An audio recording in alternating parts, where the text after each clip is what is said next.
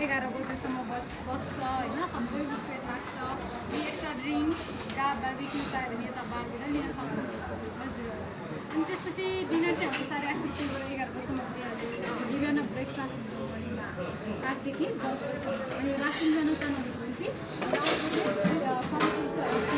त्यो टाइममा जानु सक्नुहुन्छ है तपाईँ। अनि भोलि बिहान ब्रेकफास्ट 8 देखि 10 र लन्च चाहिँ 12 देखि 2 बजीसम्म हुन्छ।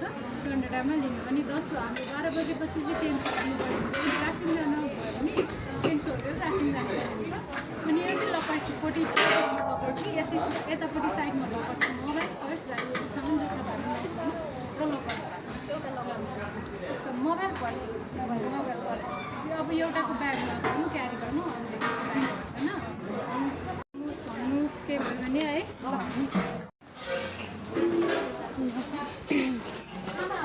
यहाँको नियमहरू सबै भनिदिनु भयो उहाँले चाहिँ हामीलाई होइन, प्रष्ट गरेर के कस्तो, कतिखेर खाना खाने, कतिखेर स्विमिङ गर्ने, लकअपमा आफ्नो सामान सेभ गरेर राख्ने भनेर चाहिँ उहाँले भन्नुभयो हामीलाई। अनि हामी आफ्नो रुमतिर जाँदैछौँ।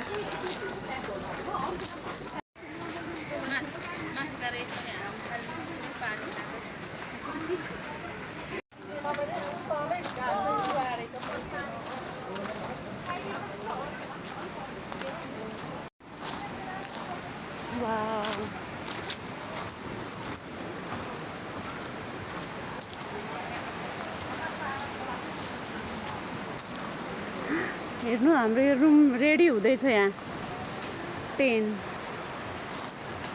हामीले रुम चाहिँ पाएनौँ है होटेलमा। त्यो जुन रुम चाहिँ पाएनौँ, हामीले बुक गर्नु 2 दिन अगाडि बुक गर्नुपर्ने थियो। तर हामीले हिजो बुक गरेको भएर चाहिँ यो रुम पाएनौँ। हामीले अब यो 10मा यही 10मा बस्नुपर्ने हुन्छ। फाइनली हाम्रो 10 पनि यही हो। हाम्रो 10 एउटा यो अनि एउटा यो होला।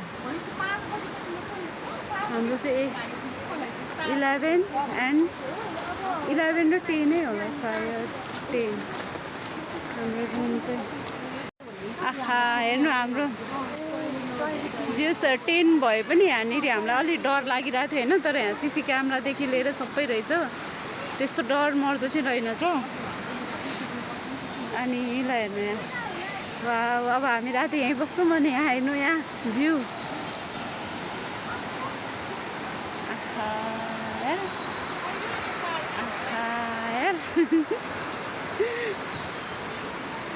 के दिदी यो हाम्रो यो सबै पैसा हो। यो हाम्रो खाने, स्विमिङ गर्ने, अनि त्यसपछि बारबिक्यू गर्ने, यो सबै हाम्रो पैसा हो। कुपन एउटा सबैलाई अहिले नेक्स्ट टाइममा डिनर टाइममा येलो कुपन पर पर्सन 6वटा सबले हो। अनि लन्च टाइममा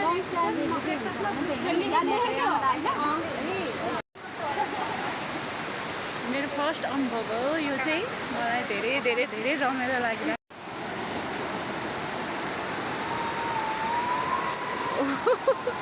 राफ्टिङ गरेको चाहिँ हेर्नु, राफ्टिङ आमा है राफ्टिङ गरिरहेको रहेछ मान्छेहरूले।